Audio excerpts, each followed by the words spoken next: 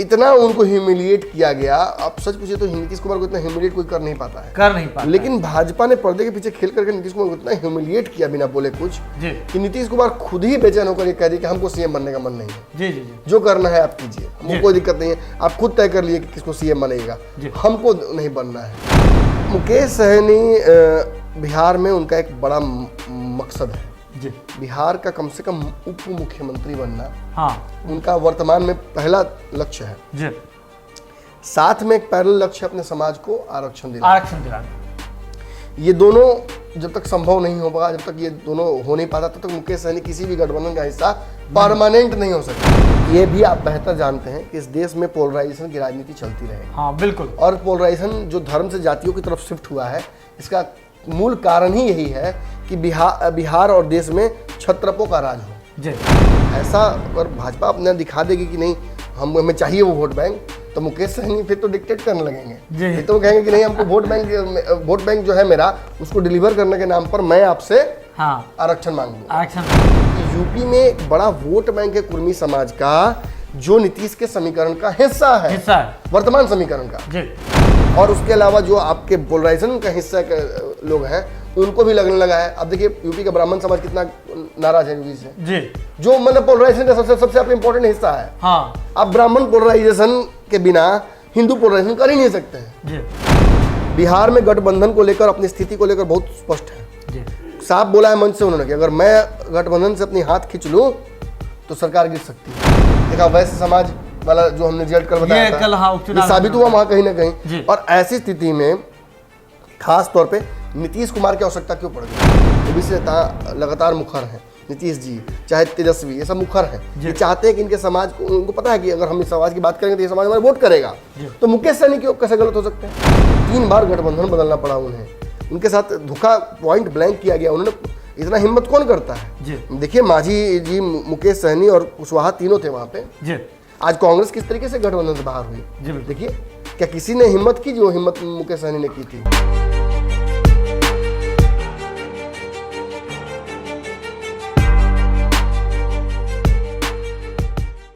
नमस्कार, बिहार के digital media का जनक भारत लाइव पर पंचनामा देख रहे हैं। 2 मिनट वाला देख रहे होंगे, क्योंकि पूरा पंचनामा तो पंचनामा चैनल पे आता है। अगर आप पंचनामा चैनल पे ही देख रहे हैं तो सटीक जगह पर हैं, ऐसे ही देखते रहना है। खबर को कंटिन्यू करते हैं। पंचनामा यानी कि ऐसा शो है जो आपका पसंदीदा शो है, जहां खबरों की चीरफाड़ होती है। कोई खबर आती है हमारे पास, उसकी चीरफाड़ करते हैं हमारे संपादक डॉक्टर नमन मिश्रा जी, और चीरफाड़ करके पहुंचते हैं तह तक। वहां से निकाल लेते हैं भीतर वाला जो वायरस होता है, डिटेक्ट कर लेते हैं कि बीमारी आया कहां से है, और इसके बाद उसका पूरा जो रिपोर्ट है बढ़िया से बना करके आपके सामने रख देते हैं।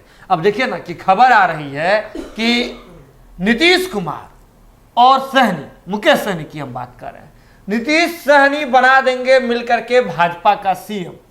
समझिएगा, आपको लग रहा होगा ये हेडलाइन सुनने के बाद, ये खबर सुनने के बाद, ऐसा कैसे भैया संभव है कि नीतीश कुमार जी कैसे कुर्सी का त्याग कर देंगे, नीतीश कुमार जी कैसे भाजपा का सीएम बना देंगे? जब 43 सीट आ गया तब नहीं हुआ, तब तो अब तो फिर नीतीश कुमार जी रिकवर कर रहे हैं, नया समीकरण बना रहे हैं, जातीय समीकरण बना रहे हैं, प्लेटफॉर्म बना रहे हैं, तब फिर कैसे हो सकता है ये बात? तो ये जवाब हमारे पास नहीं है। सीधे चलते हैं डॉक्टर साहब के पास। ये कैसे हो जाएगा भला, नीतीश कुमार जी कैसे? आपने शुरू में बात की तो मुझे, मैं पहले विषयहीन होकर पहले बात कर लूँ जी। आपने कहा कि पंचनामा वाली बात की, पंचनामा चैनल पर देख रहे होंगे तो पंचनामा तो स्वागत है, पंचनामा में है। हाँ। अब भारत लाइव पे देख रहे होंगे तो छुटका वीडियो देख रहे होंगे, ट्रेलर। हाँ। देखिए भारत में खासतौर पर बिहार में एक आपने देखा होगा एक सोशल स्टिग्मा है। अगर कोई लिखा रहा जगह पर कि यहाँ पेशाब नहीं करना, तो मतलब समझ लीजिए लोग समझ जाते हैं कि सार्वजनिक शौचालय यही है जी, इसी जगह पे करना है। अगर लोगों को लिख दीजिए कि कूड़ा नहीं फेंकना है, तो देखिएगा वहाँ कूड़ा का अंबार लग जाएगा। ऐसा नहीं है कि लोग नियम तोड़ने के लिए नहीं करते हैं, लोगों को पता चल जाता है कि यहाँ करेंगे ना तो कोई कुछ कर नहीं पाएगा। ये रख दे। अब देखिएगा जहाँ लिखा रहता है कि इस सीट पर नहीं बैठे, वहाँ सीट पर बैठे हुए लोग मिल जाएंगे आपको। आप अगर देखिए कि पार्क में फूल ना तोड़े तो फूल तोड़े नजर आ जाएंगे। अब ये गेट का पेंट नया है, छुइए मत। हाँ। छू के लोग चेक करेंगे कि पेंट बढ़िया क्या है। ये ये होता रहता है, ये भारत की प्रक्रिया है। ऐसे ही मैं अपने दर्शकों से भी आग्रह करूंगा कि लिखा हुआ है कि दुकान नया है सामान वही है, तो नया दुकान अगर देखिए पुराने दुकान पे सामान नहीं देखना है जी। तो अब आते हैं विषय पर जी। देखिए विषय बड़ा ही इंटरेस्टिंग है। नीतीश कुमार अपनी मर्जी से तो अपना कुर्सी किसी को देंगे नहीं, हाँ। और अगर किसी को इस बात का भ्रम है तो वो भ्रम भी खत्म कर देना चाहिए जी। जब नीतीश कुमार ने बहुत सही बात कह दी कि शुरू में कि जब नीतीश कुमार 3 नंबर पर चले गए जी जी जी, इतना उनको ह्यूमिलिएट किया गया। आप सच पूछे तो नीतीश कुमार को इतना ह्यूमिलिएट कोई कर नहीं पाता है। लेकिन भाजपा ने पर्दे के पीछे खेल करके नीतीश कुमार को इतना ह्यूमिलिएट किया बिना बोले कुछ कि नीतीश कुमार खुद ही बेचैन होकर ये कह दिया कि हमको सीएम बनने का मन नहीं है जी जी जी। जो करना है आप कीजिए, हमको कोई दिक्कत नहीं है, आप खुद तय कर लिए कि किसको सीएम बनेगा, हमको नहीं बनना है, भाजपा तय करेगी। लेकिन साथ साथ उन्होंने ये भी कहा कि हम ये बात नहीं समझ पाए कि कौन दुश्मन कौन दोस्त है जी। इन सभी चीज़ों को जब हम ध्यान से देखते हैं तो हमें एहसास होता है कि नीतीश कुमार का जो समीकरण साधने नीतीश कुमार चले उस कमजोरी के बाद जी, वो भी सक्सेसफुल रहा, दोनों सीटों पर उपचुनाव जीत गए। तो नीतीश के लिए सब कुछ सही जा रहा है, तो ऐसे हम नीतीश को से छोड़ देंगे ना नहीं। नीतीश कुमार को हाल में एक न्योता आया जी, उस न्योता पर चर्चा करेंगे, लेकिन उससे पहले मुकेश सहनी की तरफ चलते। मुकेश सहनी बिहार में उनका एक बड़ा मकसद है जी। बिहार का कम से कम उप मुख्यमंत्री बनना, हाँ, उनका वर्तमान में पहला लक्ष्य है जी। साथ में एक पैरेलल लक्ष्य अपने समाज को आरक्षण दिलाना। ये दोनों जब तक संभव नहीं हो पाएगा, जब तक ये दोनों हो नहीं पाता तब तक मुकेश सहनी किसी भी गठबंधन का हिस्सा परमानेंट नहीं हो सकते जी। बिल्कुल बिल्कुल। और मुकेश सहनी के 4 विधायक हैं। कई लोग दावा करते हैं कि मुकेश सहनी के 4 विधायक भाग जाएंगे। एगो पुराने पत्रकार हैं बिहार के, तो रोज भगा देते हैं मुकेश सहनी के 3 विधायक को जी। 3 विधायक को और 2 दिन बाद भगा देते हैं जी। लेकिन मुकेश सहनी की अपनी पार्टी है, अपनी पार्टी का अपना उनका स्टैंड है, कोई ऐसे पार्टी छोड़ के जा भी नहीं सकता है, दलबदल कानून है जी। और मुकेश सहनी ने कई बार साबित किया है कि वो एक अच्छे लीडर है। देखो वो अपनी जगह पर है कि मुकेश सहनी को घमंडी लोग कह देते हैं, हमने भी कई बार कहा है। मुकेश सहनी का अपना जो राजनीति का एक नया स्टाइल है लेकर आए हैं, वो बहुत सुटेबल नहीं लगता है बिहार के पुराने, लेकिन रिजल्ट्स तो दे रहे हैं ना। हाँ, जो पार्टी 2018 में स्थापित हुई जी और सत्ता में आ गई 2021 में, आप क्या सोच रहे हैं? अब क्या वो एक्सपेक्ट कर रहे हैं आप जी? 3 बार गठबंधन बदलना पड़ा उन्हें, उनके साथ धोखा पॉइंट ब्लैंक किया गया। उन्होंने इतना हिम्मत कौन करता है जी? देखिए मांझी जी, मुकेश सहनी और कुशवाहा तीनों थे वहां पे जी। आज कांग्रेस किस तरीके से गठबंधन से बाहर हुई जी। देखिए क्या किसी ने हिम्मत की जो हिम्मत मुकेश सहनी ने की थी? भरे मंच से, भरे मंच में ये बात चैलेंज करके ये जानते हुए कि ये रिश्ता हमेशा के लिए समाप्त हो जाएगा जी। वो जानते थे कि लालू यादव जो समीकरण बड़ा साधते हैं बिहार में, उसका हिस्सा है जी वो भी, और फिर भी उन्होंने तोड़ने की कोशिश की। और देखिए आज मुकेश सहनी ने कहीं ना कहीं जो इनका एक बड़ा वोट बैंक है, उस वोट बैंक को नीतीश के लिए भी लगा दिया जी।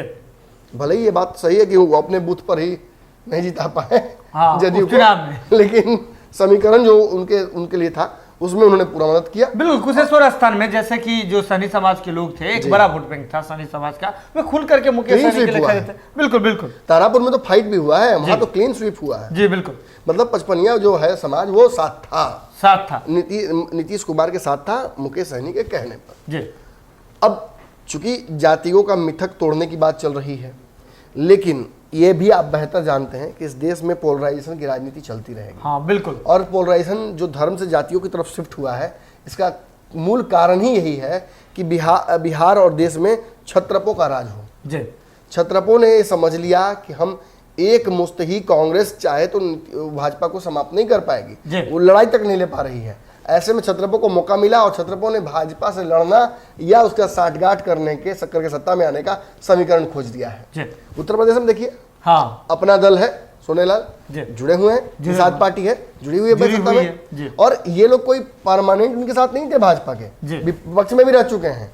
आज यूपी में कई दलों का समीकरण बनने जा रहा है। आपने देखा किस तरीके से राकेश टिकैत दिखे हैं, हमें उसी मंच पर दिखाई पड़ा कि अखिलेश सिंह आ गए, उसी मंच पर हम देखा ओम प्रकाश राजभर आए। और इस समीकरण से अलग हटकर आज उत्तर प्रदेश में आप देखिए, एक तरफ जहां मुकेश सहनी लगातार कितने सीटों पर चुनाव लड़ने की तैयारी कर रहे हैं, 269 सीटों पर, और इतने सीटों पर चुनाव लड़ने के साथ साथ केवल ये दावा करके कागज पर मुकेश सहनी बैठ नहीं गए हैं, बिल्कुल वो हेलीकॉप्टर यात्रा कर रहे हैं, वो लगातार लोगों के बीच में है। उत्तर प्रदेश के पचपनिया समाज को, जो पूरा एक बड़ा समाज है, उसको साध के अपने तरफ कर रहे हैं। और चाहे फूलन देवी की प्रतिमाएं हों या बच्चों के साथ घूमना हो वहां पे, या मंचों से आवाहन करना, उनके भाषणों को बड़ा क्लोजली मैंने मॉनिटर किया है।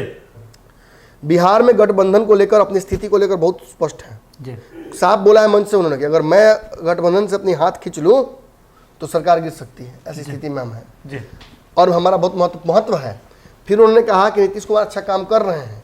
नीतीश कुमार ने पिछड़े समाज के लिए बिहार में जो काम किया है, उस काम को यूपी में लाने की जरूरत है, लेकिन शासनादेश और राजपत्र पर लिखकर हमें मिलना चाहिए कि हम हमारे समाज को आरक्षण में शामिल किया जाएगा। बिल्कुल। और ये केवल एक राज्य की लड़ाई नहीं है, ये पूरे देश की लड़ाई है।